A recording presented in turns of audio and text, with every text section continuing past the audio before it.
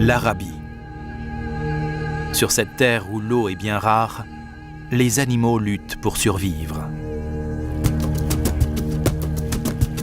Les montagnes du désert cachent derrière leurs flancs un précieux point d'eau, un oued. C'est une ressource vitale pour tous ceux qui doivent faire face à la chaleur accablante. Mais les animaux qui trouvent refuge ici restent à la merci des prédateurs. D'agiles serpents ondulent dans l'eau, traquant leur proie. Des tarentules et des scorpions se cachent, tapis dans l'ombre. Et des renards du désert affamé rôdent sous le couvert de l'obscurité. Partez à la découverte des merveilles de l'Oued.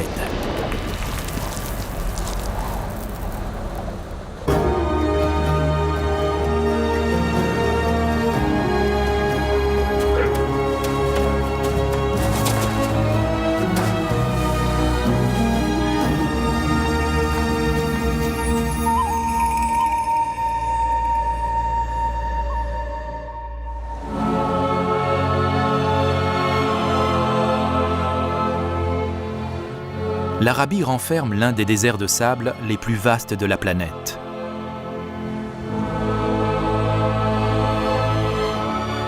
De larges étendues de dunes laissent place par endroits à des plaines de gravier écrasées par le soleil. Tout autour, d'impressionnantes montagnes dressent leurs silhouettes déchirées. Ici, les températures peuvent monter jusqu'à 54 degrés. Ce paysage apparaît toutefois dépourvu d'un élément essentiel à la vie. L'eau. Des vallées fluviales apparemment asséchées comme celle-ci font pourtant partie des rares endroits où l'on peut trouver de l'eau. Ici, dans la montagne, les parois rocheuses sont suffisamment dures et perméables pour recueillir le peu de pluie qui tombe. Elles créent ainsi des points d'eau qui peuvent être permanents ou temporaires. Ces petits étangs sont localement connus sous le nom d'Oued, qui signifie « vallée » en arabe. Cet Oued semble bien minuscule au milieu des étendues rocheuses et des imposantes montagnes. Il constitue toutefois l'une des rares oasis dans les environs, jouant un rôle vital pour la faune sauvage.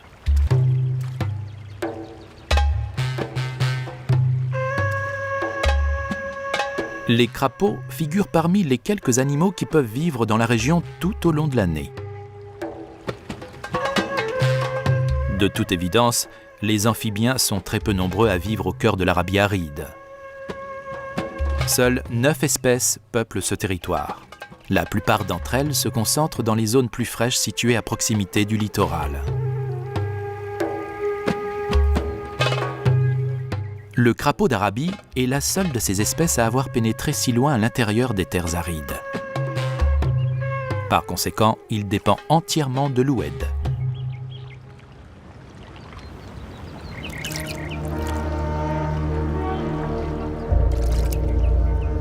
Les mouvements brusques du crapaud attirent l'attention d'un prédateur. Un serpent est en pleine chasse.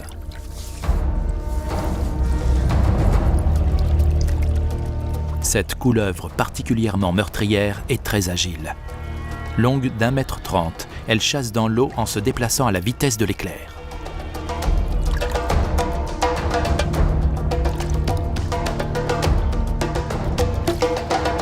Ce serpent produit un venin léger. Cependant, il n'est pas doté de crochets. Il doit donc mordiller et mâcher sa proie pour que les toxines pénètrent le corps de sa victime.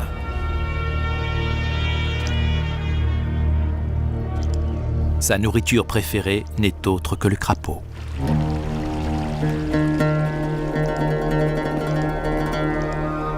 La vue de ce serpent est très sensible au mouvement.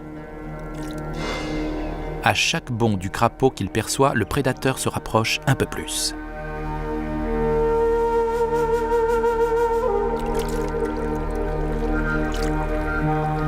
Si le crapaud reste immobile, le serpent est toutefois incapable de détecter sa présence. C'est une véritable guerre des nerfs. Étonnamment, la langue du serpent semble incapable de percevoir le crapaud, même à une distance si rapprochée.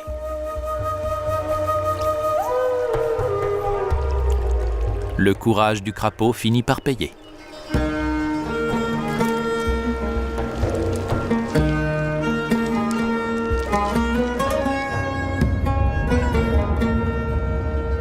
Cette oued traverse les montagnes qui traversent le long de la côte est de la péninsule arabique. Les monts Hajar couvrent une distance de 500 km, s'étendant des Émirats arabes unis au nord jusqu'au sultanat d'Oman au sud.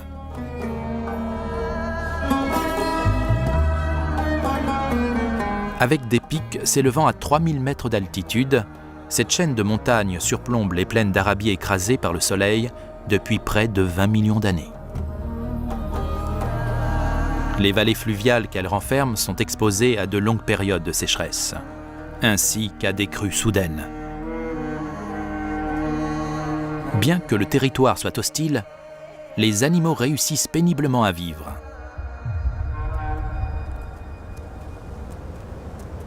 Le maître des lieux vit retranché dans les hauteurs. Il s'agit d'un des animaux les plus rares d'Arabie et du monde. Le tare d'Arabie. On recense moins de 2500 spécimens de cette espèce menacée. Les monts Hajar constituent leur dernier bastion. Sur les hauteurs surplombant l'oued, les ressources sont peu nombreuses. Dépourvues de terre et d'eau, les collines apparaissent désolées et desséchées. La roche très résistante empêche les plantes de prendre racine. Et les flancs stériles des collines ne peuvent pas nourrir de larges groupes de brouteurs, si bien que les tares forment habituellement de petites familles ou se déplacent seuls. Ce mâle semble en avoir assez de vivre en solitaire. Il est temps pour lui de trouver une partenaire.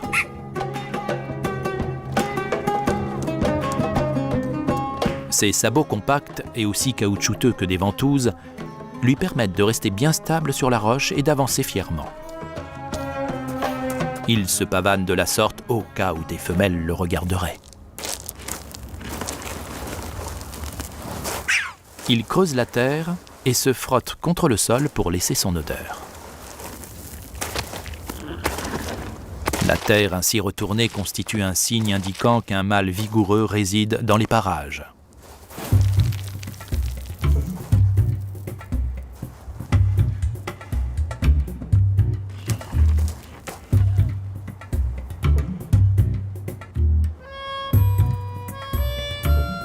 Déjà, une femelle tare observe la scène de loin.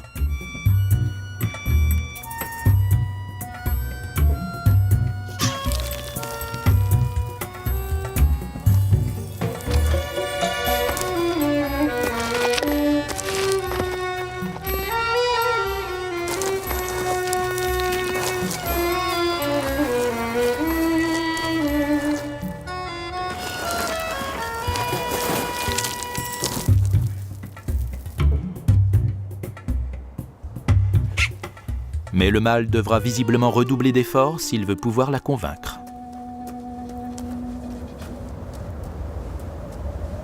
Au pied des pentes, à proximité immédiate de l'oued, d'autres espèces spécialistes de l'escalade rocheuse se sont installées.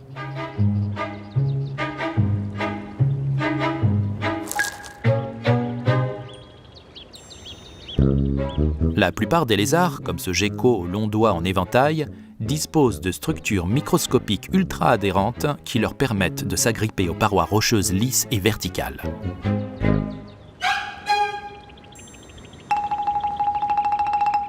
Ce gecko peut donc parfaitement grimper les falaises escarpées qui entourent l'oued. Il appartient à une espèce endémique de l'Arabie et vit principalement aux Émirats arabes unis et à Oman.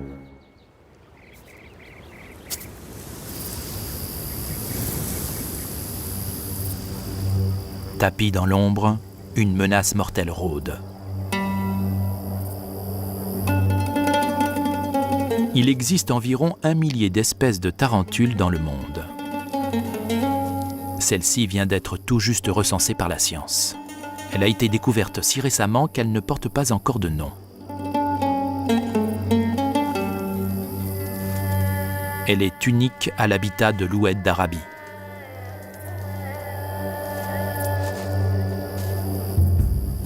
Cette énorme femelle est en train de transformer son antre creusé dans la roche en un piège mortel. Sur son dos, les 2 filières en forme de tube produisent une substance gluante qui, en séchant au contact de l'air, crée des fils de soie très résistants. L'araignée recouvre l'intérieur de son trou à l'aide de ces fils afin de renforcer les parois et d'éviter un effondrement. Mais certains filaments de soie s'étendent au-delà du refuge. Ils forment un piège qui permet à l'araignée de détecter si une créature pénètre dans son champ d'attaque. Une sauterelle constituerait un repas copieux. Pour une tarentule, celle-ci est assez petite. Son corps ne mesure en effet que 3 cm de diamètre. Mais cela ne l'empêche pas d'attaquer des proies aussi grosses qu'elle. Il suffit qu'un insecte frôle les fils du piège et la partie est perdue pour lui.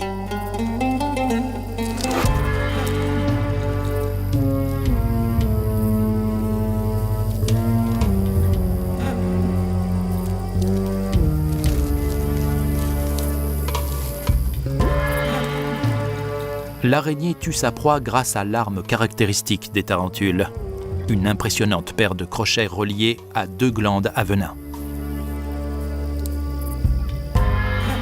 Ces crochets sont articulés et l'araignée peut les bouger comme des doigts pour transpercer sa victime et l'approcher encore plus près de sa bouche. Elle injecte des enzymes dans le cadavre qui commence à digérer les organes internes et réduisent ainsi l'insecte en une sorte de magma. La tarentule aspire ensuite entièrement sa victime, puis se débarrasse de la carapace vide.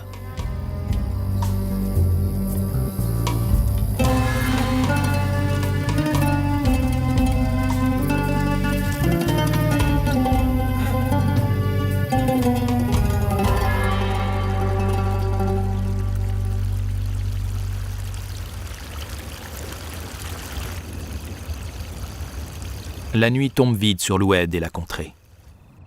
La silhouette sombre des montagnes se découpe dans le soleil couchant.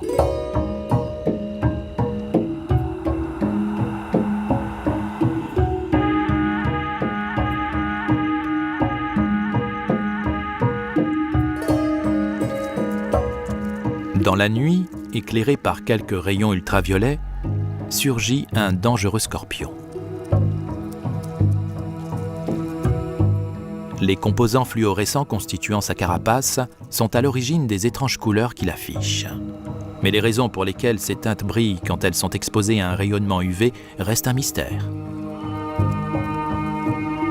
Des études récentes ont révélé que la propriété fluorescente de la carapace des scorpions transforme leur corps en un capteur de lumière géant, dont la partie la plus sensible est la queue.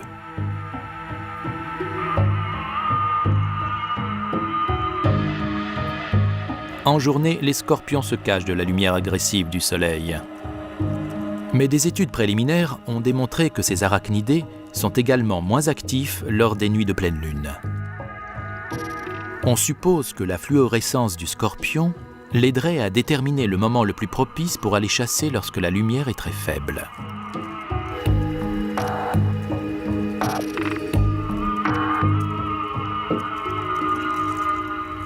Lorsqu'il se met en chasse, de petites fentes à l'extrémité de ses pattes lui permettent de percevoir les vibrations dues aux déplacements qui sont effectués dans un périmètre de 50 cm autour de lui. Les sauterelles constituent une nourriture prisée aux alentours de l'Oued. Le scorpion possède des pinces puissantes pour se battre contre ses proies et les démembrer. Mais son arme principale se trouve ailleurs. Un dard est caché dans sa queue, recourbé et prêt à frapper. Il suffit d'une fraction de seconde pour que cette arme aussi fine qu'une aiguille injecte du venin à la victime qu'il pique s'il réussit à s'en approcher assez près.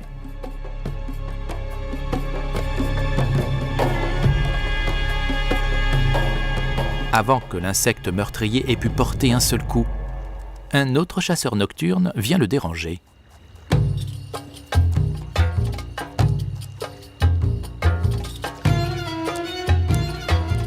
C'est un renard de Blanford. Ce petit canidé, agile, est actif uniquement la nuit.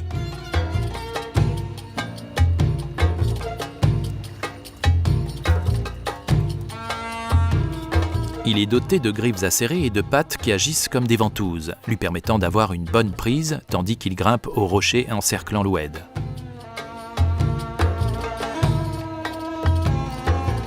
Sa longue queue fait office de balancier.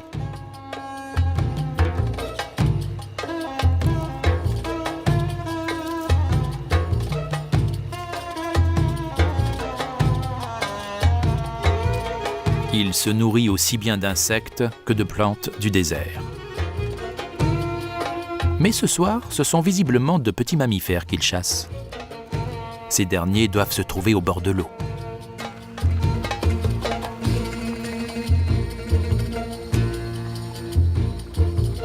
Des chauves-souris se hâtent pour attraper les insectes attirés par l'eau.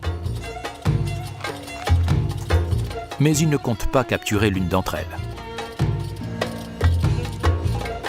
Ses grandes oreilles à l'ouïe très fines ont perçu quelque chose. Une souris épineuse.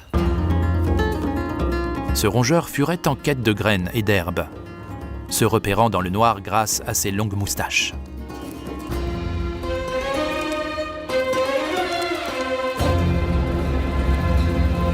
Pour le renard, ce repas est plutôt bienvenu.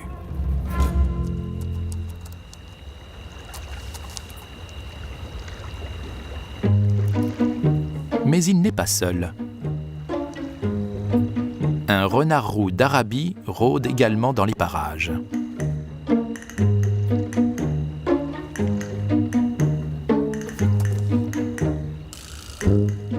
Aucun prédateur ne tolère de concurrence quand il s'agit de se nourrir.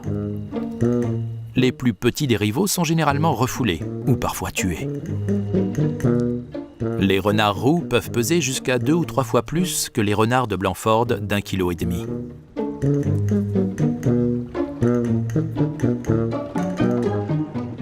Ne souhaitant pas engager de bagarre, le petit renard rebrousse chemin pour rejoindre les hauteurs.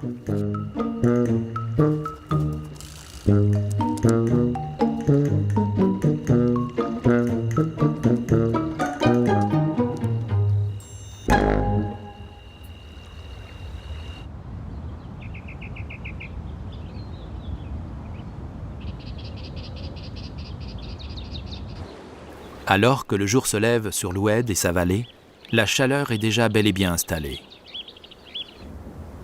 En été, les températures peuvent atteindre 43 degrés.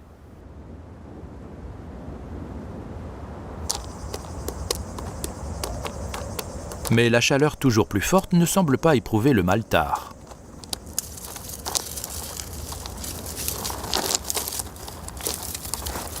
En cette matinée, il a décidé de redoubler d'efforts pour pouvoir trouver une partenaire.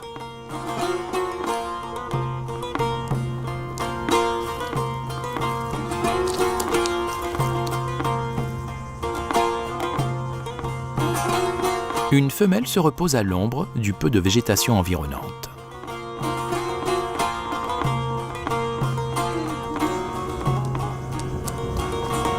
Il a beau tout essayer, elle affiche un désintérêt manifeste.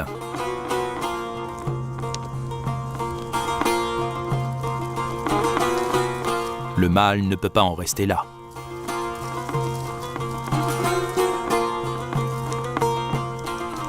Des glandes situées à la base de ses cornes sécrètent une odeur forte et attractive.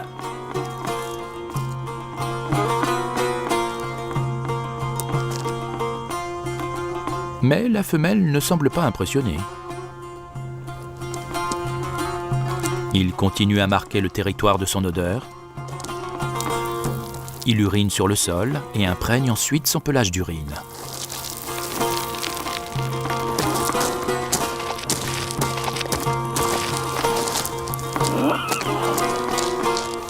Son odeur corporelle est fortement marquée par les sécrétions de testostérone. Cette hormone indique aux femelles que le mâle est dans la force de l'âge et est prêt à s'accoupler.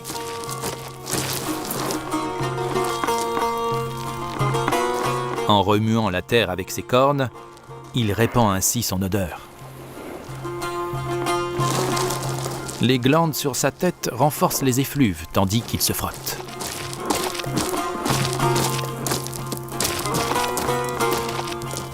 Il s'agit là du parfum caractéristique des tares mâles, auquel les femelles ont du mal à résister. Mais décidément, cette femelle semble toujours aussi peu intéressée.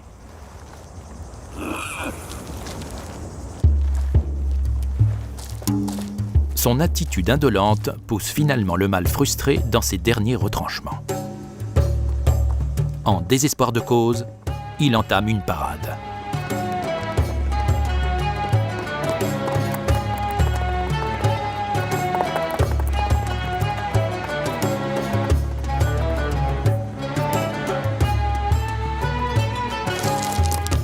Mais cela ne semble pas avoir l'effet escompté.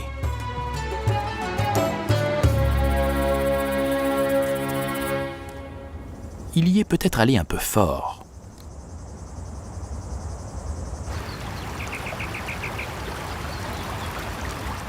Quelques mètres plus bas, au fond de la vallée, les rares points d'eau présents regorgent de vie. Ils sont peuplés par des poissons d'eau douce. Seules 3 espèces subsistent au cœur des monts Hajar. Ces poissons appartiennent à l'espèce Gara baremiae. Ils vivent dans les étendues d'eau permanente et isolées de l'Oued. Ces petits poissons se nourrissent d'algues et d'autres détritus qu'ils décrochent des parois rocheuses emprisonnées dans l'eau.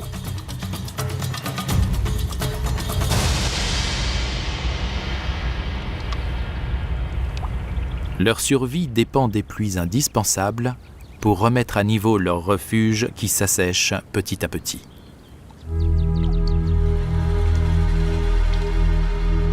Mais les averses sont imprévisibles en Arabie.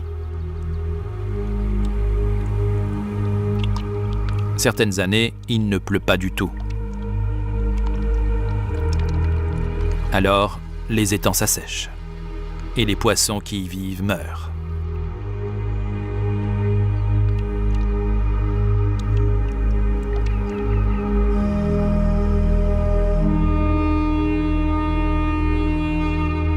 Lorsque les eaux de l'Oued s'évaporent, les crapauds disparaissent à leur tour.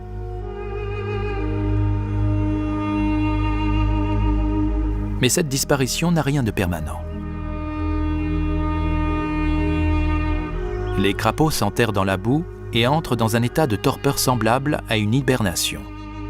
Ils ralentissent leur rythme cardiaque et leur métabolisme afin d'économiser leur énergie et la conserver jusqu'au retour de l'eau.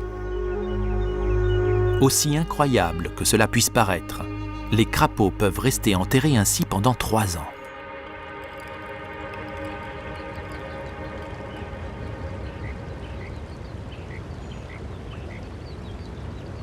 Peu d'humidité pénètre à l'intérieur des terres d'Arabie. Mais ici, à une altitude aussi haute que celle de ces montagnes, il arrive que les rares nuages qui passent se condensent.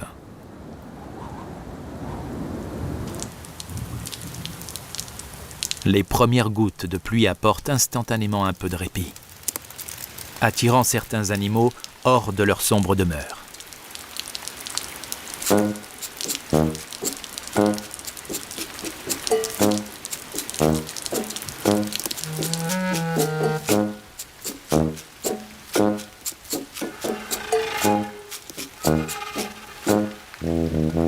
Ce gecko possède l'incroyable capacité d'être totalement imperméable à l'eau. De minuscules piquants, semblables à des poils, recouvrent ses écailles et les empêchent totalement d'absorber les molécules d'eau. Ces dernières forment alors de grosses gouttes d'eau qui coulent sur leur peau. Cette petite astuce est propre aux geckos et leur permet de rester propres et de se prévenir des infections fongiques.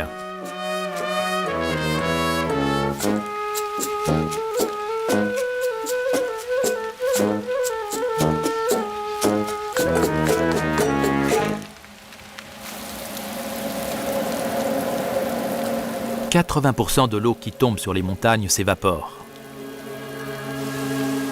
Le reste ruisselle sur les parois de roche et s'infiltre dans les fissures. La pluie tombe sur les monts Hajar à fréquence très irrégulière.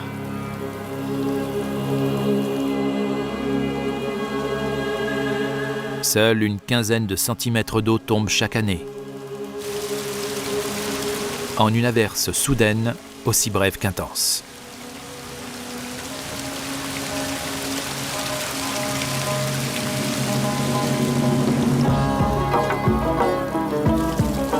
Les crapauds savent d'instinct que lorsque la pluie arrive, elle peut s'abattre avec fureur.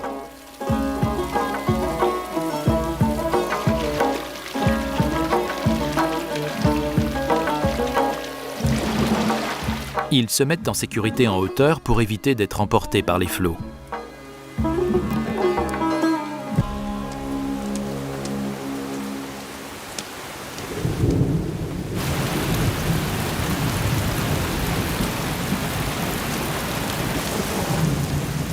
En ruisselant sur les flancs des falaises, l'eau forme un courant qui descend dans la vallée. Les pluies légères peuvent ainsi transformer de calmes cours d'eau en de petits rapides.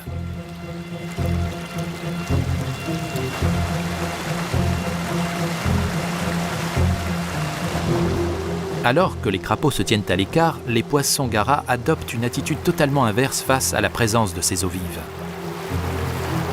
C'est l'occasion qu'ils attendaient avec impatience. Leur instinct les pousse étrangement à explorer les cours à contre-courant, dans un besoin d'élargir constamment leur territoire.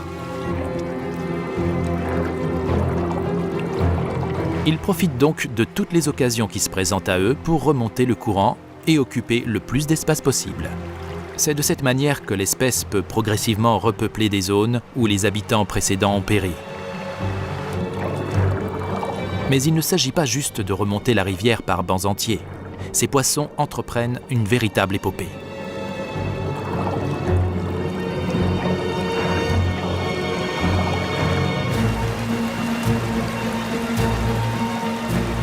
Leur bouche ventousaire, qui leur permet habituellement d'arracher les algues des rochers, leur sert d'encre pour ne pas être emportés par les flots rapides.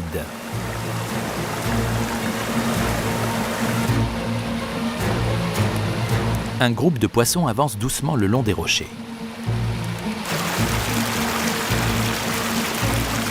Les poissons doivent rester dans une zone où assez d'eau s'écoule pour pouvoir respirer. Mais ils doivent s'écarter du flux principal pour ne pas être violemment emportés en aval.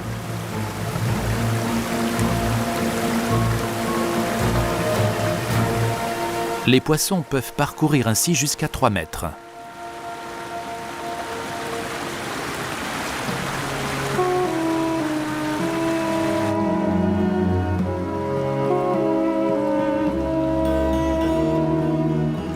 Ceux qui réussissent à gagner de nouveaux étangs bénéficient de nombreux avantages.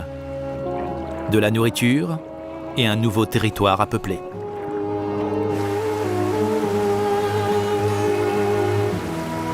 Le stress engendré par leur déplacement serait un facteur déclencheur du frai. Cela permet ainsi d'assurer que chaque nouvel étang conquis est rapidement repeuplé par les pionniers. Leurs œufs gluants s'agglomèrent autour des graviers pour ne pas être emportés par le courant.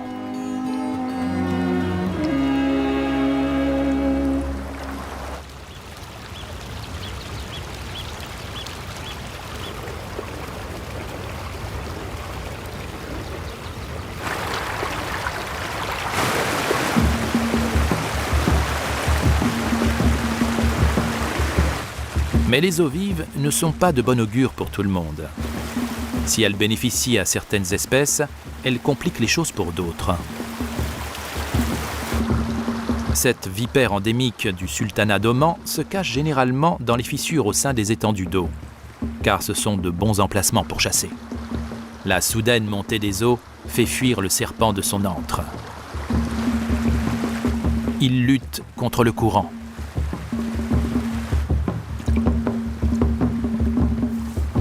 Par chance, l'eau le rapproche des rochers sur lesquels il grimpe pour se mettre à l'abri un peu plus en hauteur.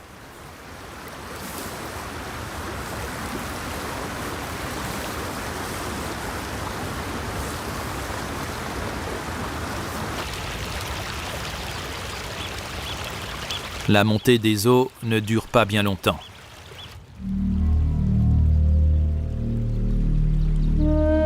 Mais assez pour faire des victimes. Une chèvre morte gît au bord de l'eau. Elle s'est peut-être retrouvée piégée par la crue soudaine ou a été emportée par le courant.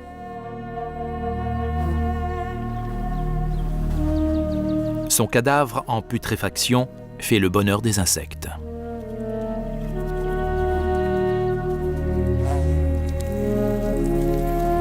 Leur cycle biologique s'achevant en seulement quelques jours, les insectes peuvent facilement tirer profit de nouvelles opportunités.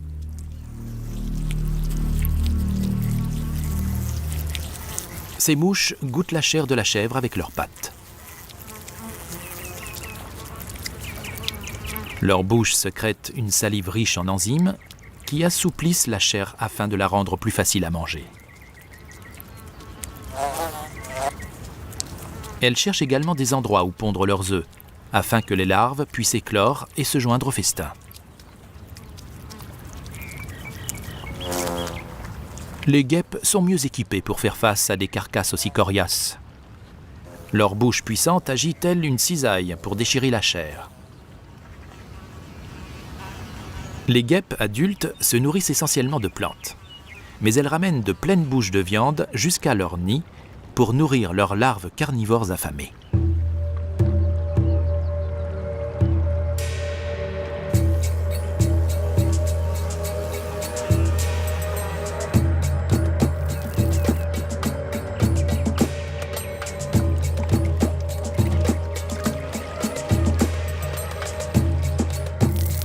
Les libellules font partie des prédateurs les plus redoutables de l'oued. Leurs yeux aux multiples facettes présentent 10 fois plus de variations de protéines que les yeux humains. Elles sont ainsi capables de percevoir une plus grande palette de couleurs. La netteté avec laquelle elles perçoivent les images leur confère une vue extrêmement perçante, jusqu'à 300 images par seconde, soit 6 fois plus que l'homme. Leurs 4 ailes battent 30 fois par seconde. Cela leur permet de faire preuve d'une incroyable agilité en vol. Telles de minuscules hélicoptères, elles peuvent voler dans n'importe quelle direction pour poursuivre et capturer leur proie.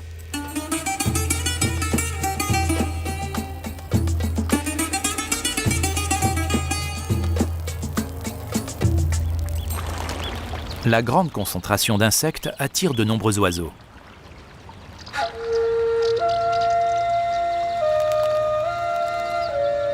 À l'instar des libellules, les hirondelles du désert attrapent les insectes qu'elles mangent en vol. Elles sont les membres les plus acrobatiques de la famille des hirondelles et peuplent généralement les hautes corniches qui surplombent l'oued.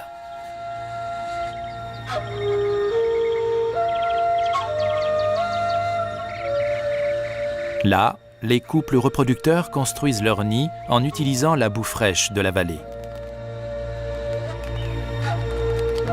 Cela peut prendre plusieurs semaines pour bâtir un nid. Leur refuge ainsi haut perché protège les oisillons des prédateurs.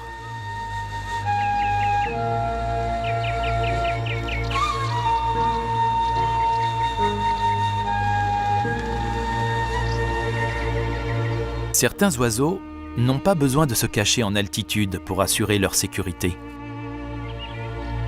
L'engoulevent dispose d'une incroyable capacité de camouflage.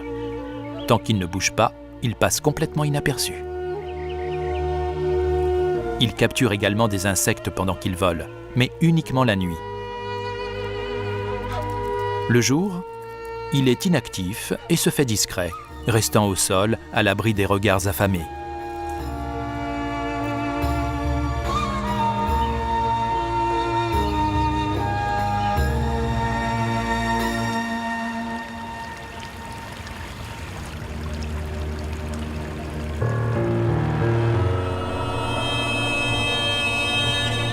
Le long de l'oued, les étendues de roches lisses offrent peu de cachettes.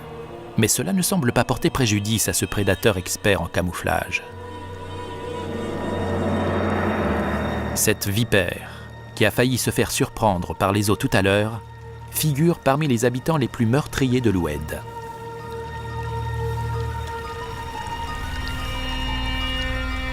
Ce serpent, de 75 cm de long, dispose de crochets inhabituellement longs et peut mordre en profondeur ses victimes en leur injectant un venin mortel.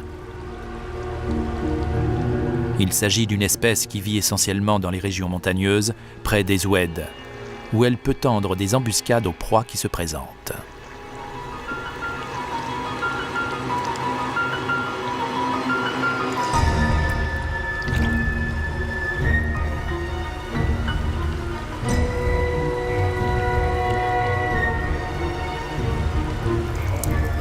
Ce crapaud constituerait un copieux repas pour le prédateur, s'il s'approchait assez pour être à la portée du reptile.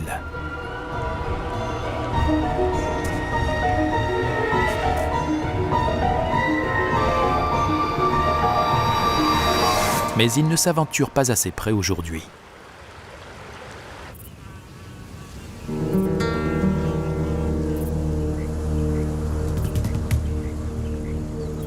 Alors que les crues sont terminées depuis longtemps, une certaine humidité flotte encore dans l'air. Durant les semaines qui suivent la période des pluies, l'humidité et l'irrigation intense engendrées par les averses favorisent le développement de la végétation dans l'Oued.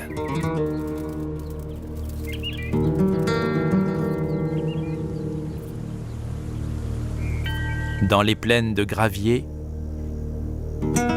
aucun signe visible n'indique que l'eau recouvrait la roche quelques jours auparavant.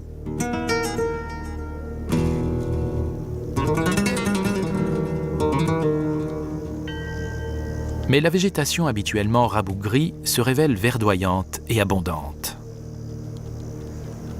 Les gazelles des montagnes s'empressent de profiter de la soudaine présence de végétaux gorgés d'humidité. À l'instar de nombreuses espèces habituées au désert, ces gracieuses antilopes s'hydratent principalement grâce à l'humidité contenue dans les plantes dont elles se nourrissent. Ici, les possibilités de s'abreuver à des points d'eau fraîche sont loin d'être nombreuses.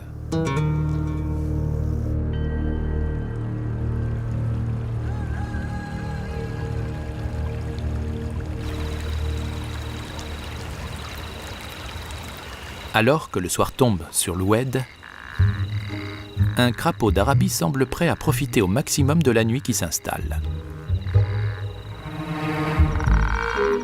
Les crapauds sont des reproducteurs opportunistes. Et la pluie déclenche parfois leurs frais.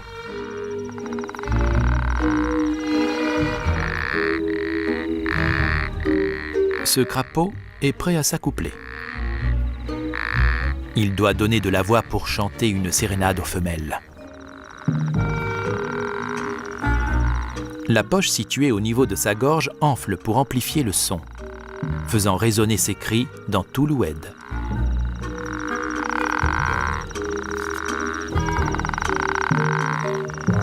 Plus son coassement est fort, plus ses chances de s'accoupler sont grandes.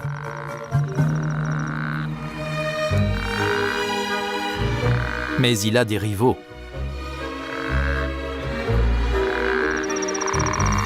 Rapidement, une véritable chorale de crapauds se forme.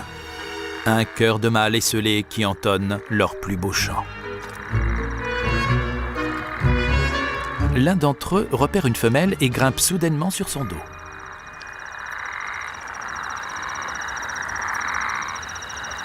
Il utilise les coussinets collants situés sur ses pattes avant pour s'agripper.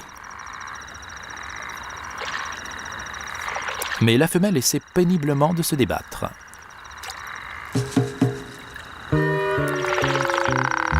Il y a toutefois un problème. La femelle s'avère être un mâle.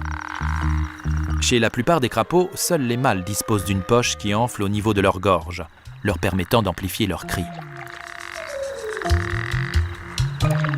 Il n'est pas rare que les crapauds mâles grimpent les uns sur les autres. En temps normal, un cri de protestation de la part du mâle pris pour cible suffit à repousser le prétendant. Mais cette fois, ce n'est pas le cas. Le prétendant s'accroche au contraire fermement, déterminé à procéder à l'amplexus, à savoir l'accouplement qui entraîne le frai chez les amphibiens à fécondation externe.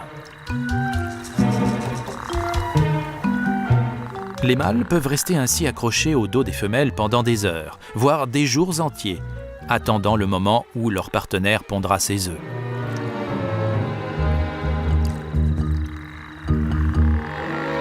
Lorsque la femelle pond enfin, le mâle répand alors son sperme sur les œufs pour les féconder.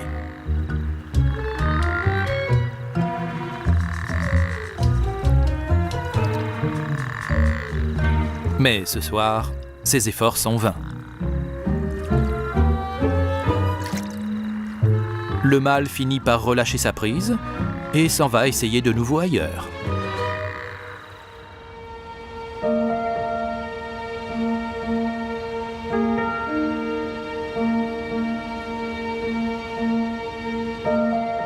Alors qu'un nouveau jour se lève, les montagnes de l'Oued sont étrangement calmes.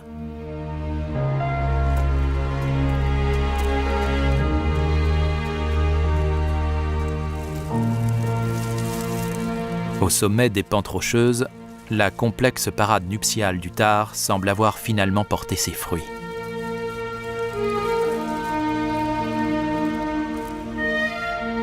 La femelle est revenue et ne quitte presque plus le mâle. Le couple restera ensemble dans le désert pour élever son petit. Avec encore seulement quelques milliers de Thars encore présents sur la planète, la progéniture de chaque couple reproducteur joue un rôle vital pour l'avenir de l'espèce.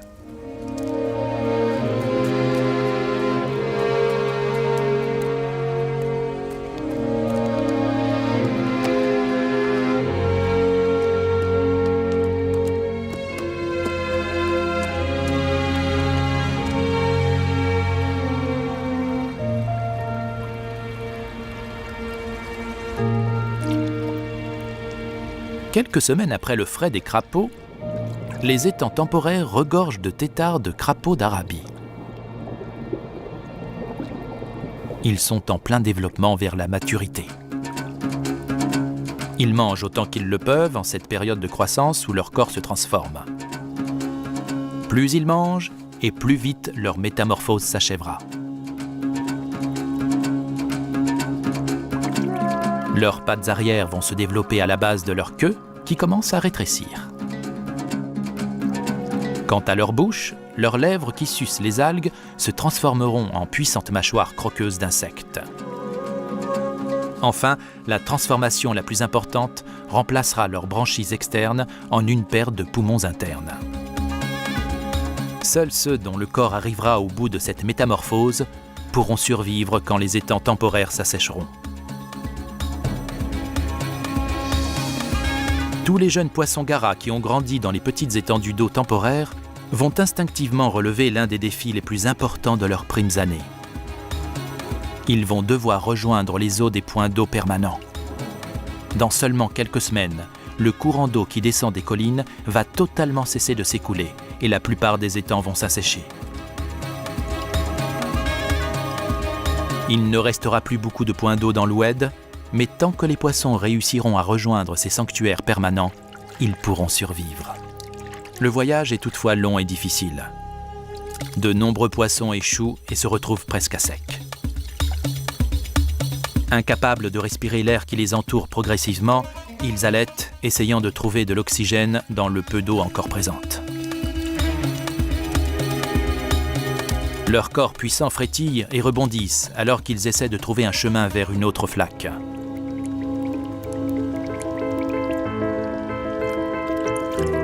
Quelques poissons chanceux réussissent péniblement à lutter et à survivre.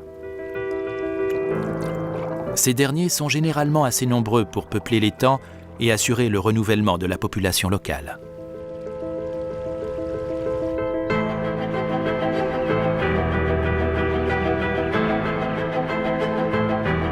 Dans cet environnement des plus hostiles, tous les animaux vivent sur le fil du rasoir.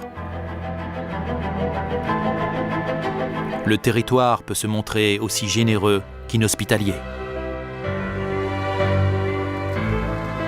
Pour la plupart des espèces, l'existence serait impossible sans la présence des rares points d'eau nichés au cœur de l'Oued. Une oasis miniature sous le soleil d'Arabie. Une ligne de vie dans le désert.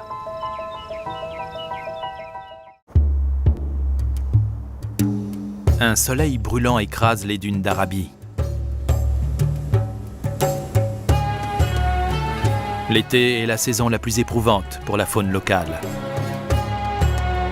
La migration est un moyen pour certains animaux ailés d'échapper aux fortes températures. Ceux qui restent doivent affronter la chaleur.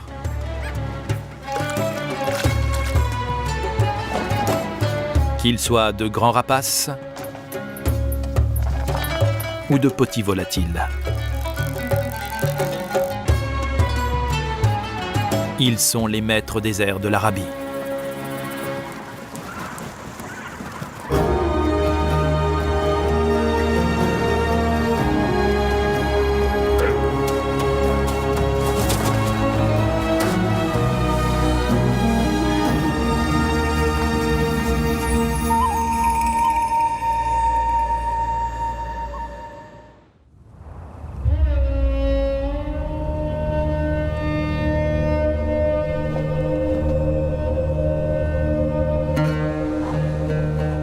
Un prédateur s'élève au-dessus du désert aride d'Arabie.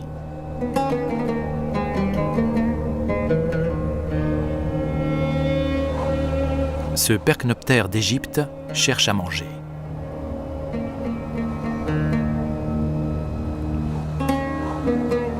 Avec ses ailes d'une envergure d'1,70 m, il est l'un des plus majestueux et menacés des maîtres des airs.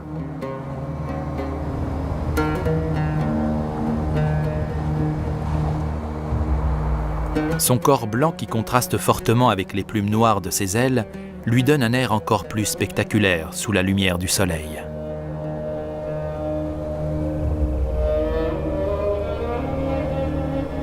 Malgré la chaleur plombante, ce prédateur chassant uniquement avec la vue peut parcourir jusqu'à 80 km en une journée. En été, les températures dépassent parfois les 50 degrés.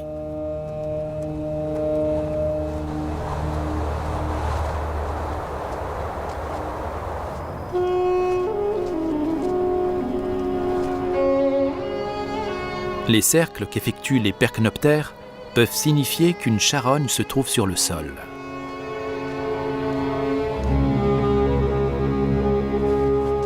Cet affleurement rocheux représente un bon poste d'observation pour surveiller les alentours.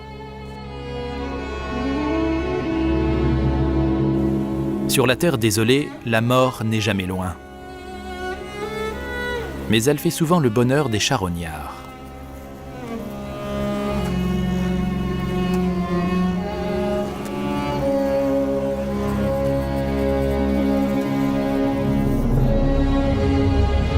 Plus de 300 espèces d'oiseaux peuplent la péninsule arabique. La région est un lieu de transit pour des milliers d'oiseaux entre les zones d'hivernage et les aires de reproduction situées en Europe, en Afrique ou en Asie. On estime à 3 millions le nombre d'oiseaux qui traversent la péninsule arabique chaque année. Avant l'arrivée de l'été brûlant, de nombreux rapaces migrent vers des régions tempérées.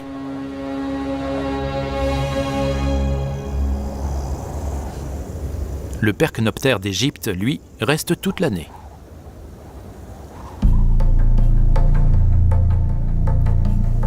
Ce groupe d'adultes et de jeunes au plumage sombre fait partie de ceux qui choisissent de rester. Une chèvre malchanceuse fera un dîner plus que bienvenu.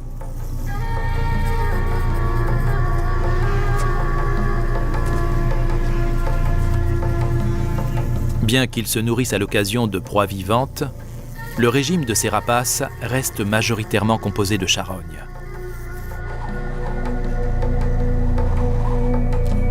Les nouveaux arrivants surveillent la scène depuis un piton rocheux.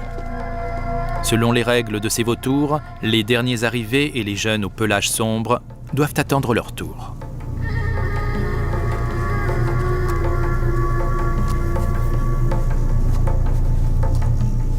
Vus de près, les percnoptères d'Égypte ont une apparence étrange.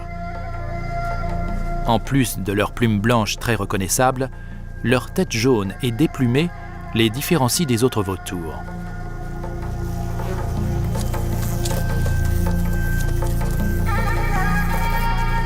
La couleur blanche qui réfléchit les rayons du soleil leur permet d'affronter la chaleur d'Arabie. On pense que leur tête sans plumes est un autre moyen pour eux de refroidir leur corps.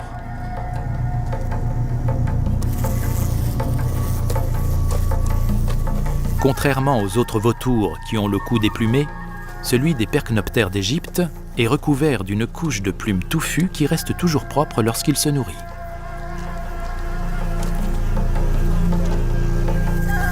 Dans la nature, les vautours sont les maîtres du recyclage. Ils remplissent une fonction vitale en nettoyant les déchets organiques, évitant ainsi aux carcasses de propager des maladies.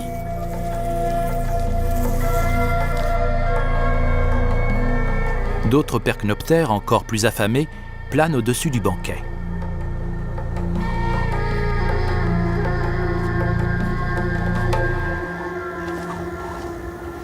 Battre des ailes est une tâche difficile pour cet oiseau qui pèse environ 2,2 kg. Donc, comme beaucoup d'autres rapaces, le percnoptère exploite les colonnes d'air chaud pour rester en altitude plus longtemps.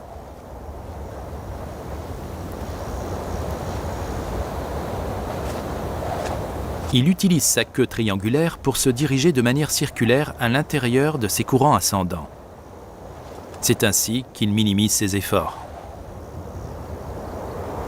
Cette technique lui permet de s'élever pour repérer des proies ou détecter des congénères plus chanceux.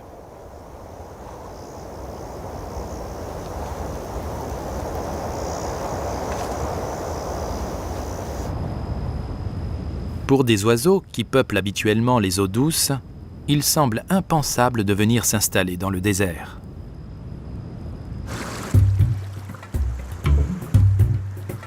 Mais l'un des plus flamboyants maîtres des airs de l'Arabie l'a pourtant fait.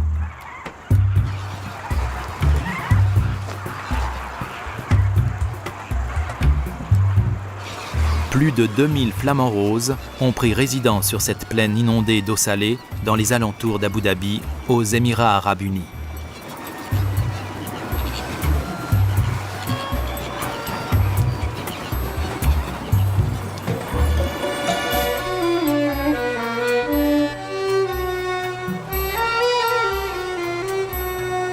Les lacs artificiels, comme celui de la zone humide d'Al-Waqba, jouent un grand rôle pour la survie des espèces sédentaires d'Arabie et des oiseaux migrateurs. Tout comme les vautours, ces flamants roses doivent supporter des chaleurs extrêmes pendant toute l'année.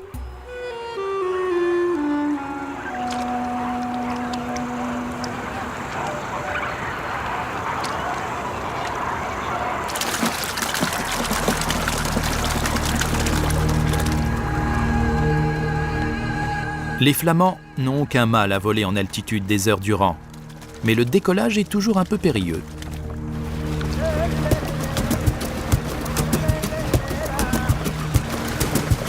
Pour s'envoler, ces oiseaux de 3 kg doivent courir tout en battant des ailes.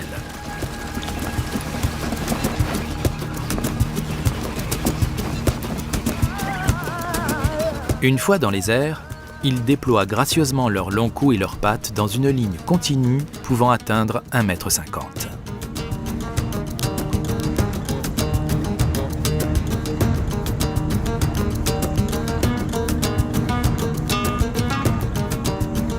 En vol, ils sont pratiquement aussi larges que longs. Leurs battements d'ailes, interrompus par des instants de vol plané, leur permettent d'effectuer de très longs voyages. Certains groupes peuvent parfois parcourir jusqu'à 600 km en une seule nuit. Comme beaucoup de migrateurs, ils économisent leur énergie en bénéficiant de leur effet d'aspiration engendré par le vol en formation.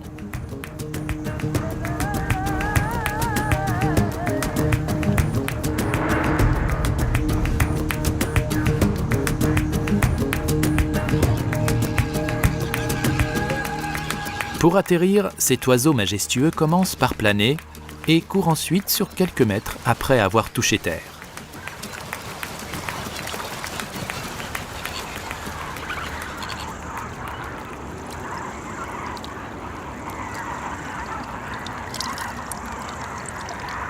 En 1998, cette immense colonie de flamands a été la première à revenir se reproduire après plus de 70 ans d'absence de l'espèce sur la péninsule arabique.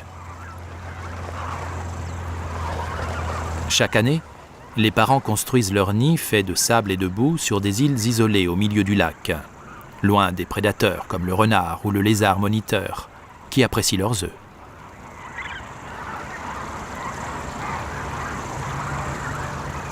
Les flamands partagent ce refuge vital à l'intérieur des terres avec d'autres échassiers. L'un d'eux est l'oiseau qui possède les plus longues pattes du monde, en comparaison à la taille de son corps. L'échasse blanche. Ses pattes roses, très reconnaissables, représentent 60% de sa taille. Elles lui permettent de se nourrir dans des zones trop profondes pour d'autres échassiers. L'été, les échasses se reproduisent aussi sur le lac. Les jeunes au plumage gris clair, accompagnés des adultes, sont en quête d'insectes aquatiques ou de minuscules crustacés qu'ils picorent majoritairement en surface.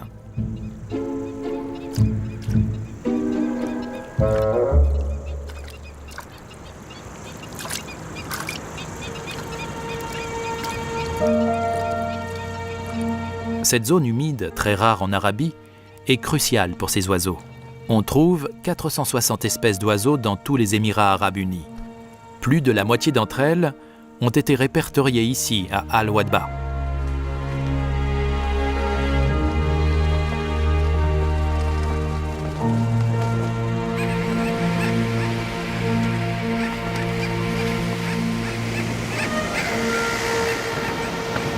Les îles qui entourent la péninsule sont un sanctuaire pour beaucoup d'autres oiseaux nicheurs.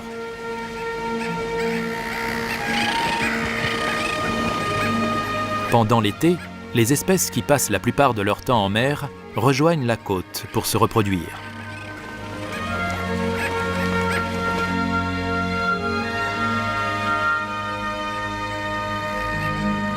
Ces sternes bridés se sont trouvés un nid 4 étoiles. Mais ce n'est pas le leur. Le spacieux promontoire recouvert de brindilles appartient à un oiseau beaucoup plus gros.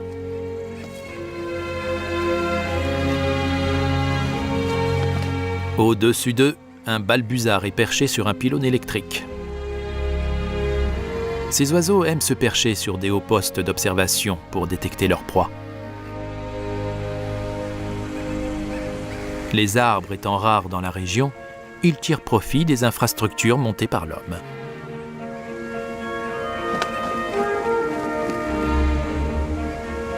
Lorsque la population de balbuzards a chuté, des plateformes ont été érigées pour encourager ces oiseaux magnifiques à se reproduire dans la région. Ce jeune n'est pas encore en âge de s'accoupler. Il n'est qu'au début de sa vie. Ses parents reviendront peut-être au nid plus tard dans l'année.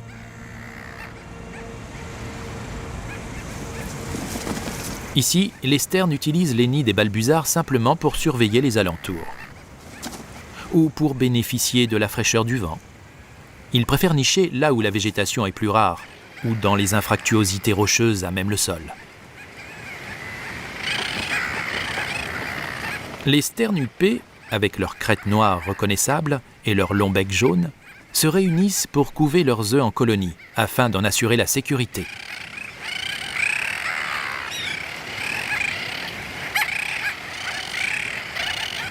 Même à l'ombre, la température du sol peut atteindre 40 degrés. Une vraie menace pour les œufs. Ses parents tentent de refroidir leurs œufs en l'exposant au vent marin.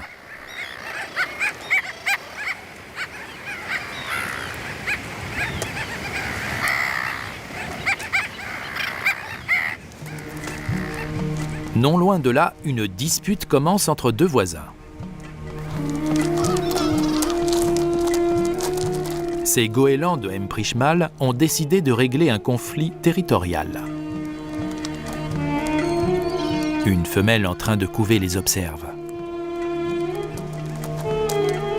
Les goélands sont monogames, mais leur rivalité territoriale peut être brutale.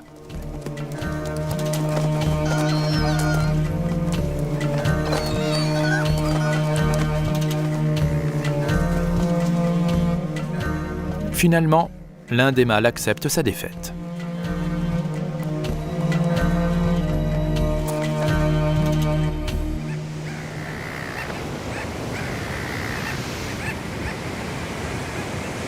Cette femelle se rafraîchit en gardant son bec ouvert.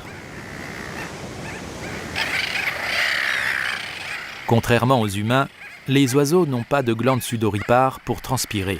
L'allaitement les aide donc à baisser la température de leur corps grâce à leur système respiratoire.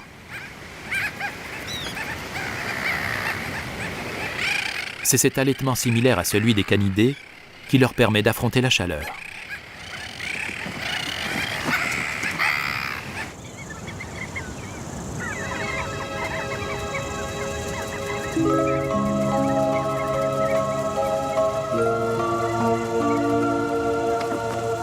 Les côtes sablonneuses offrent un habitat précieux pour une espèce peu commune d'oiseaux de rivage.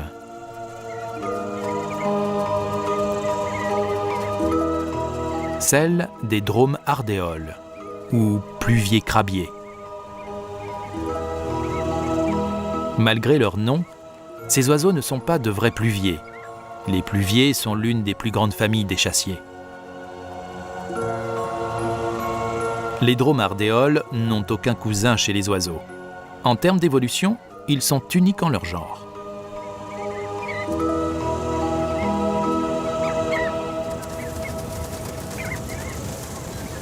On estime que 4000 couples de cette espèce vivent en Arabie. La côte nord des Émirats arabes unis accueille 2 des plus grandes colonies. Une 3e niche au sud du sultanat d'Oman, sur l'île Chagaf, près de Massira. En été, ces îles subissent l'assaut des vents de la mousson qui soufflent depuis la mer d'Arabie.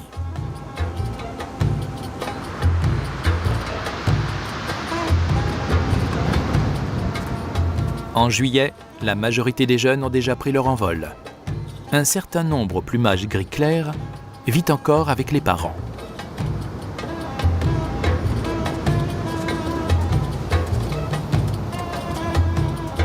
Une fois la période de reproduction terminée, les individus qui forment la colonie se dispersent vers d'autres zones favorables à l'espèce sur la côte d'Oman. Ceux qui restent trouveront toute la nourriture nécessaire sur les berges de l'île.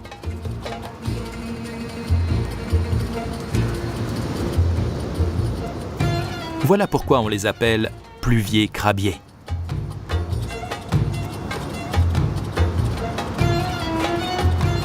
Leur bec très particulier, plus épais que celui des autres échassiers, leur permet de briser les solides carapaces de leur proie.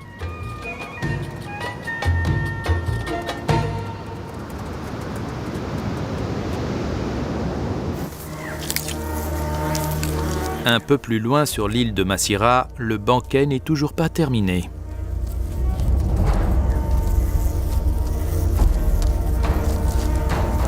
Le bec robuste et aiguisé est l'une des principales caractéristiques du rapace. Avec en plus de cela une vision surdéveloppée et des serres puissantes, le percnoptère d'Égypte est parfaitement équipé pour déchiqueter de grosses charognes.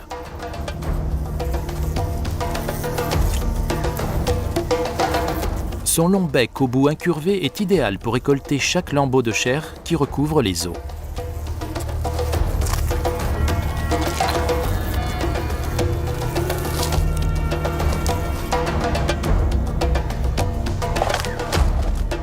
Il existe au total 23 espèces de vautours dans le monde. Le percnoptère d'Égypte est la plus menacée d'entre toutes. Le sultanat d'Oman est le principal bastion de ce singulier charognard. Cette île est la 2e aire de reproduction la plus peuplée du monde. On estime qu'au moins 80 couples y nichent chaque année.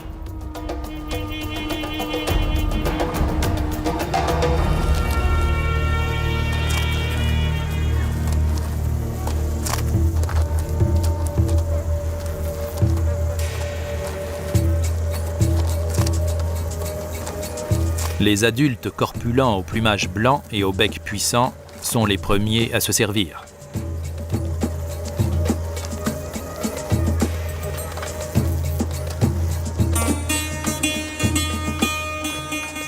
Les adultes moins matures au manteau brun clair arrivent en second. Les jeunes aux plumes sombres doivent patienter.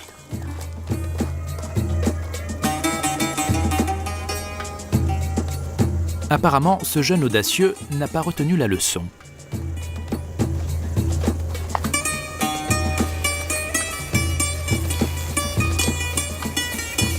Les mâles expérimentés nettoient calmement la carcasse. De temps en temps, quelques conflits éclatent lorsqu'on arrive au meilleur morceau.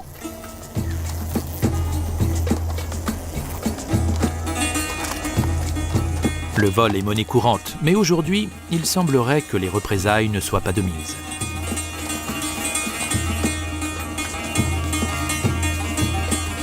Au moment où les vautours attaquent les derniers restes éparpillés, les jeunes décident de saisir leur chance.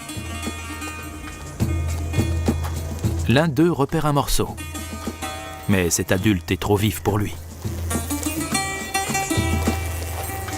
Un autre jeune plus téméraire parvient à sécuriser sa part entre ses serres.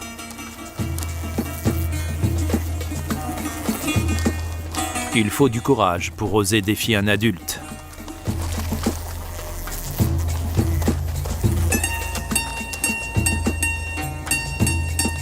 Des corbeaux charognards tentent leur chance, mais se rétractent finalement face à ces rapaces affamés.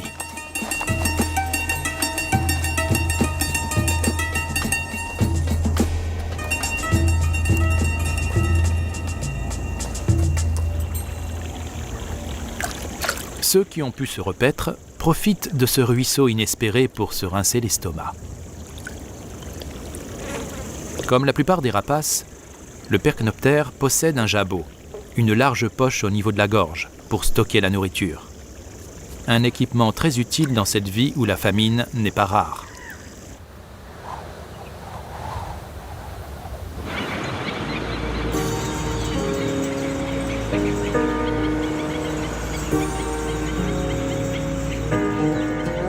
Plus au sud, des oiseaux marins volent en formation, juste au-dessus de la mer d'Arabie.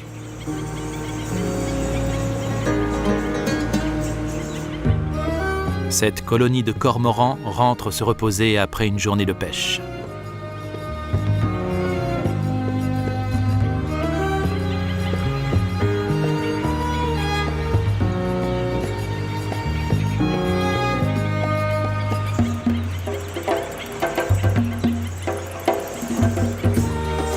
Comme pour les flamands, le vol en formation leur permet d'économiser une énergie vitale. Les oiseaux de tête créent une zone de turbulence qui offre aux individus situés derrière une force d'aspiration, leur permettant de maintenir leur vol sans avoir à battre des ailes. Les cormorans se relaient en tête afin que chacun profite de l'aspiration.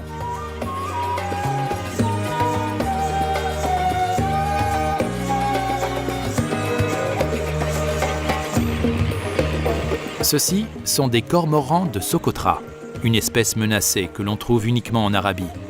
Ils vivent exclusivement dans le nord-est et sur la côte sud, et nichent dans l'une des 13 colonies répertoriées ici. Ces oiseaux grégaires se rassemblent en groupes immenses, parfois composés de plusieurs dizaines de milliers d'individus.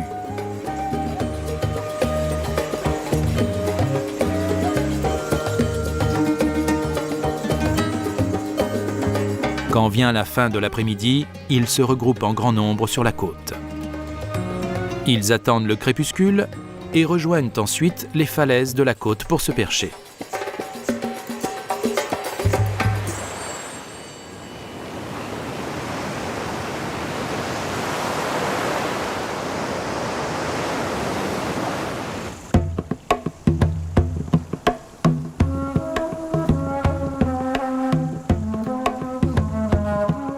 En l'absence de brise marine, les oiseaux doivent trouver d'autres moyens de se rafraîchir. Le grand cormoran, un cousin du Socotra endémique, vit principalement dans les terres.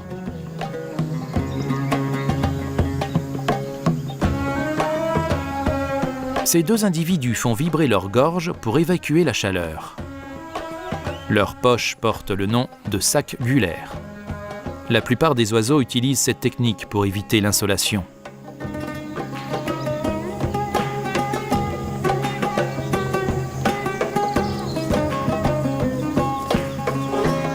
L'autre stratégie répandue chez les volatiles pour baisser la température corporelle consiste à ouvrir largement les ailes. Ce martin-pêcheur à tête grise incline ses ailes grandes ouvertes pour permettre à l'air de s'infiltrer à l'intérieur de son plumage.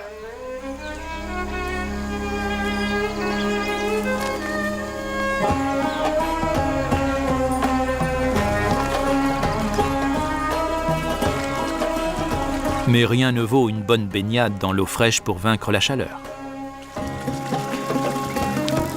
En cet après-midi brûlant, un couple de tisserins décide de tremper ses ailes.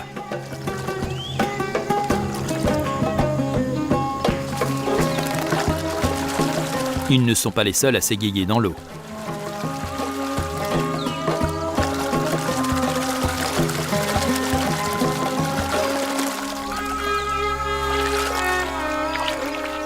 Cet étourneau plonge sa tête, agite ses ailes et remue sa queue afin que l'eau fraîche se répartisse sur tout son plumage.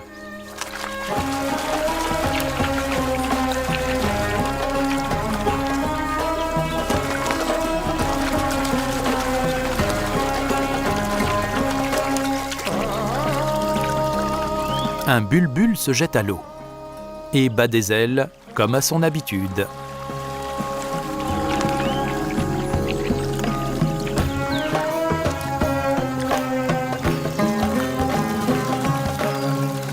Des insectes volants filent autour des baigneurs.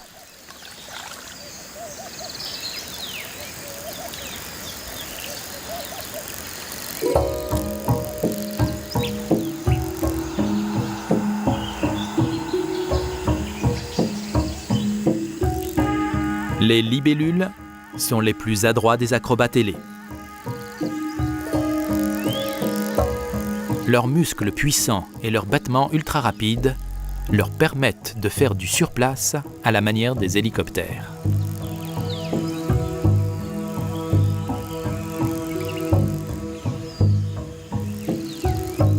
Leurs ailes avant et arrière bougent indépendamment et les aident à garder le contrôle de chacun de leurs mouvements.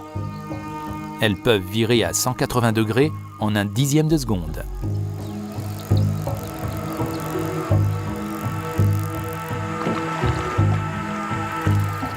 Des demoiselles bleu vif glissent sur la surface de l'eau.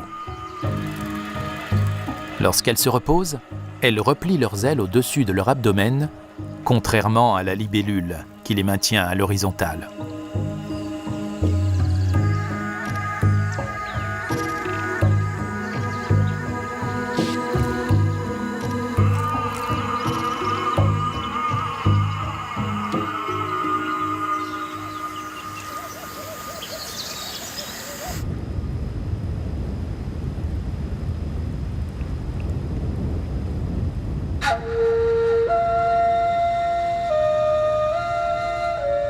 Lorsque le soleil entame sa descente derrière les massifs rocheux, le premier des maîtres des airs nocturnes quitte le perchoir qu'il occupe pendant la journée.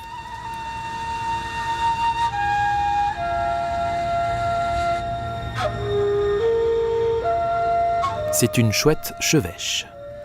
Haute d'à peine 20 cm, pesant environ 180 grammes, on l'appelle aussi chevêche d'Athéna.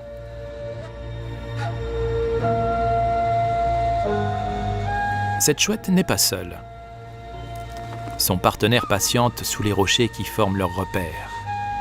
Le couple se prépare pour une longue nuit de chasse.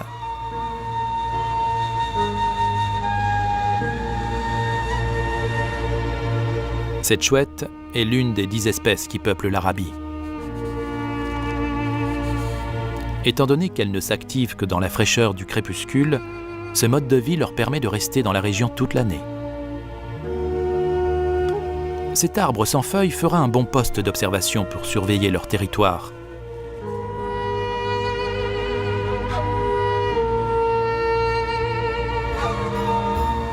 Peut-être n'est-ce pas assez haut finalement.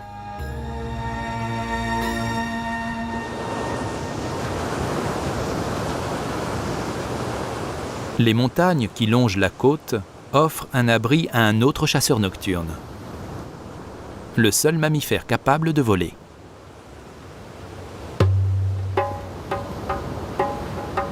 La chauve-souris. Le rhinopaume reste hors de portée de la lumière pendant toute la journée.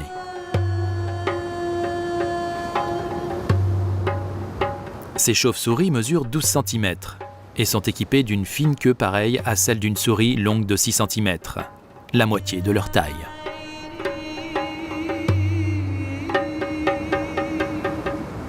Leurs minuscules griffes leur permettent de s'agripper aux parois des grottes qu'elles occupent en attendant la tombée de la nuit.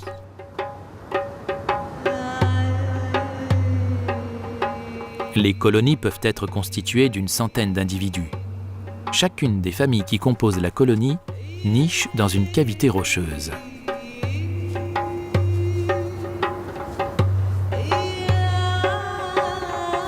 Juste avant le crépuscule, les rhinopaumes commencent à s'agiter dans l'attente d'une nuit de chasse en plein air.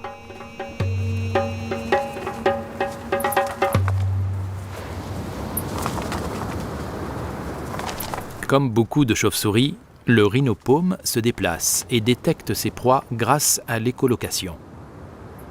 Ce sonar biologique leur donne la faculté de voir seulement par l'intermédiaire des sons. Lorsqu'elles décollent, les chauves-souris émettent un petit cri strident qui émerge de leurs narines. Le temps que l'ultrason met pour revenir à la source permet au rhinopaume d'estimer la distance à laquelle se trouve un objet.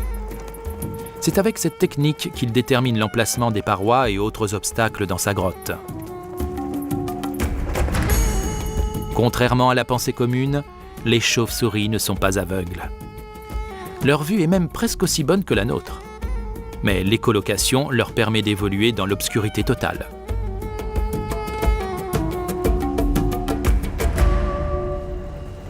Une fois la nuit tombée, la chasse acrobatique peut commencer.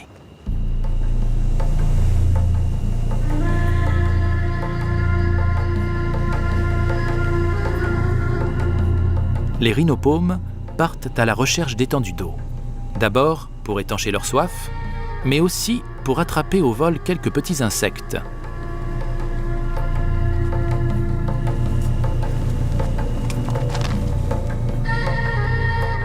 Le climat favorable de la nuit leur permet d'évacuer la chaleur générée par le battement de leurs ailes.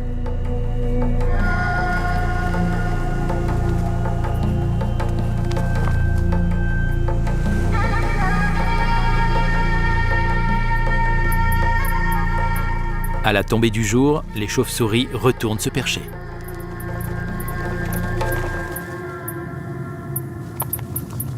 Même s'il semble simple à réaliser, cet atterrissage en arrière, la tête en bas, demande une grande agilité. Pour se retourner, le rhinopaume rapproche une aile de son corps en dépliant l'autre. Ce changement de position crée une inertie, ou résistance due au mouvement, qui force la chauve-souris dans un saut périlleux pour atterrir la tête en bas.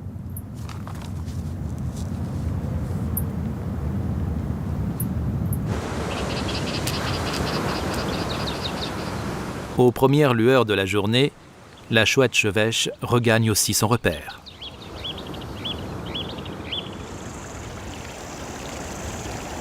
Au mois de septembre, l'influence de l'été se fait moins sentir sur les paysages d'Arabie.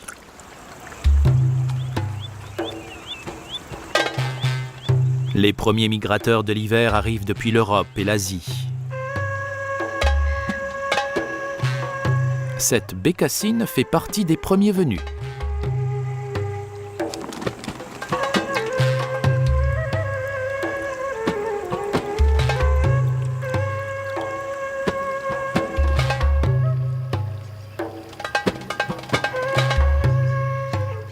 La fin du mois de septembre annonce aussi le retour d'un imposant rapace migrateur.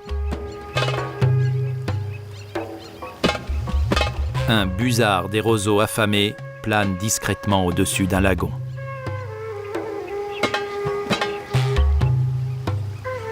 Avec son envergure d'1,30 m, Il est le plus grand busard du monde.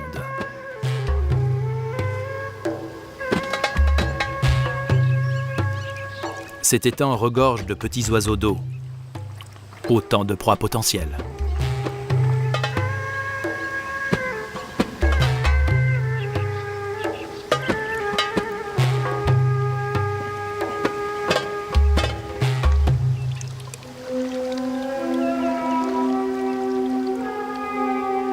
Près de ces cibles en devenir, les élégants flamants roses baignent dans l'eau peu profonde en quête de nourriture.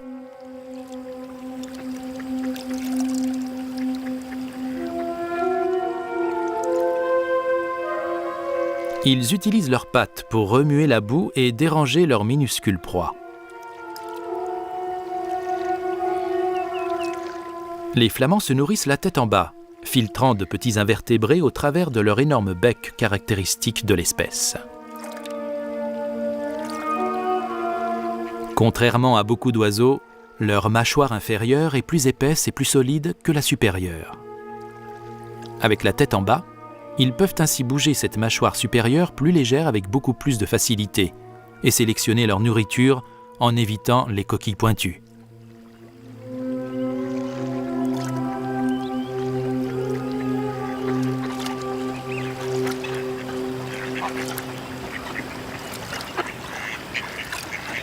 Les flamands ne sont pas les seuls à filtrer l'eau.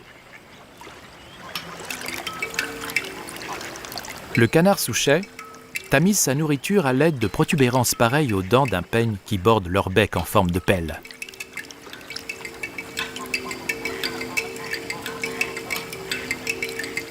Cet attribut très pratique lui permet de passer la surface de l'eau au peigne fin, pour ainsi dénicher du plancton, des végétaux et de petits crustacés.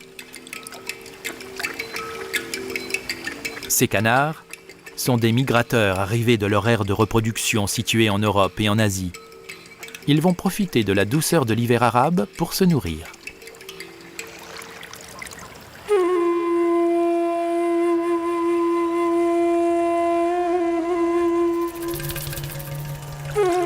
Certains des résidents permanents du lagon sont dotés de becs à la précision redoutable. Cette aigrette est à l'affût pour pêcher du poisson. Elle aussi utilise ses pattes pour désorienter ses proies.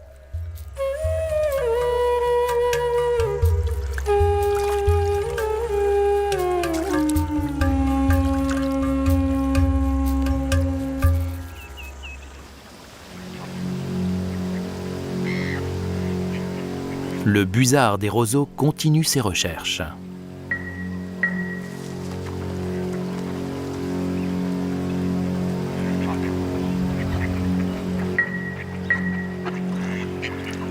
Un canard souchet trop corpulent ne fera pas l'affaire. Mais un plus petit ferait un bon repas. Au moment où le prédateur entame sa descente, ses yeux perçants repèrent une cible potentielle qui s'éloigne du groupe.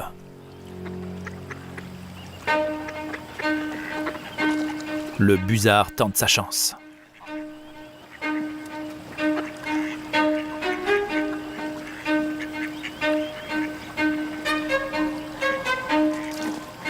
Le canard plonge pour sauver sa vie. Le busard ne peut pas l'atteindre sous l'eau, mais il attend que sa proie remonte à la surface.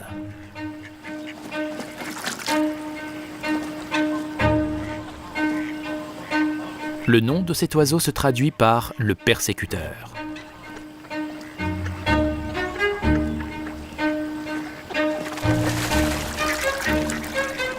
Cet individu semble bien porter son nom.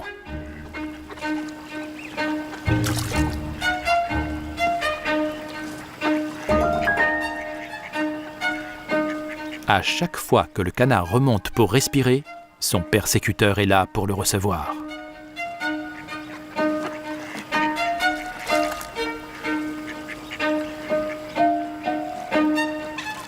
C'est une vraie course d'endurance. Combien de temps le canard parviendra-t-il à retenir sa respiration? Le busard va-t-il abandonner sa proie?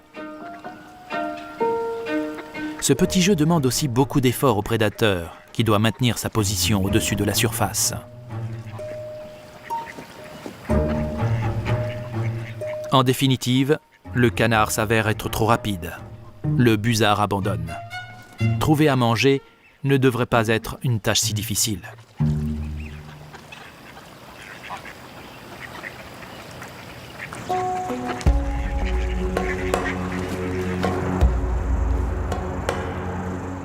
Les rapaces sont de plus en plus attirés par les zones urbaines d'Arabie, où lacs artificiels et dépotoirs offrent de nombreuses opportunités pour se nourrir.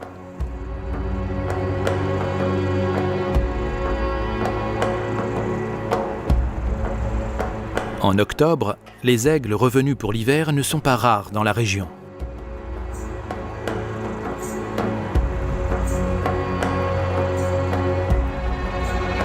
Cet aigle criard est l'une des 10 espèces que l'on trouve en Arabie.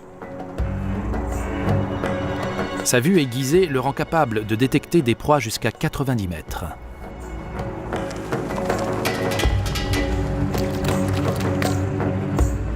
Sur la côte, les vanneaux ne semblent pas inquiets de la présence du prédateur.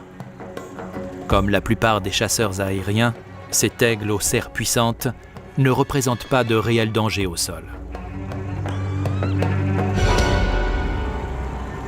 Mais il faudrait peut-être se méfier de cet autre, perché sur un arbre.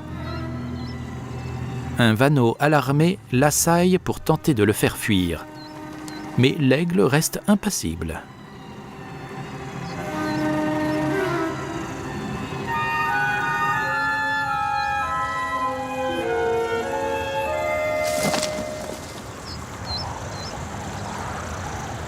Tout comme le busard des roseaux, l'aigle criard chasse les oiseaux d'eau et les petits mammifères. Mais il montre aussi un goût certain pour les charognes.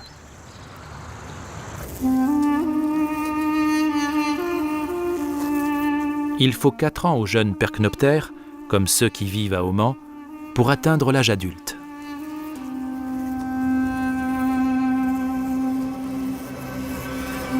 Ces vilains petits vautours ne vont peut-être pas devenir des cygnes majestueux, mais la transformation de leur plumage brun vers le blanc qu'arborent les adultes est tout de même en cours.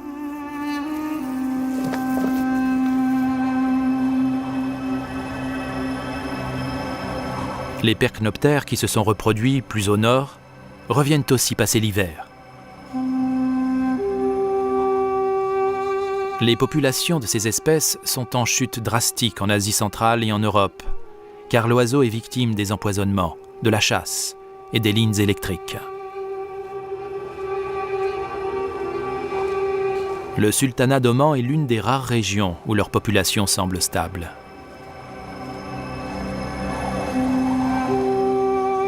Certains disent même que le nombre d'individus sédentaires de cette espèce menacée serait en augmentation.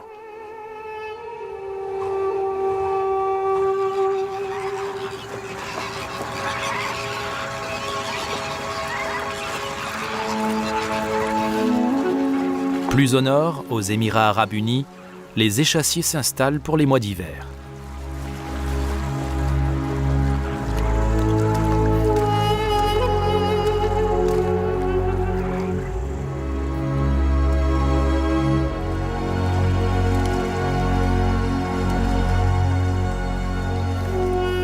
L'imperméabilisation des plumes est un rituel quotidien très important pour ces flamants roses. Avec leur bec, ils les enduisent d'une huile sécrétée par une glande située à la base de leur queue.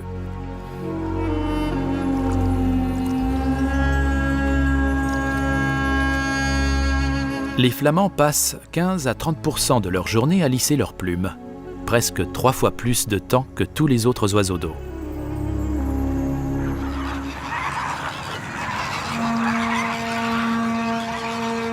La population des flamants roses à Al-Wadba a explosé du fait de l'arrivée des migrateurs. Certains ont parcouru plus de 4000 km pour arriver ici. Il arrive que cette population double en hiver. Plus de 4000 flamants roses ont été répertoriés sur cette zone humide cruciale pour l'espèce.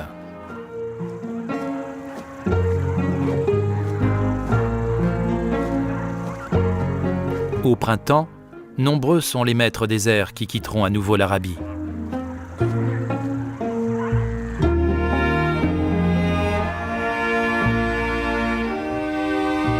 Même si les migrateurs s'en iront, certains oiseaux sédentaires, insectes et mammifères volants resteront pour endurer la chaleur éprouvante de l'enfer d'Arabie.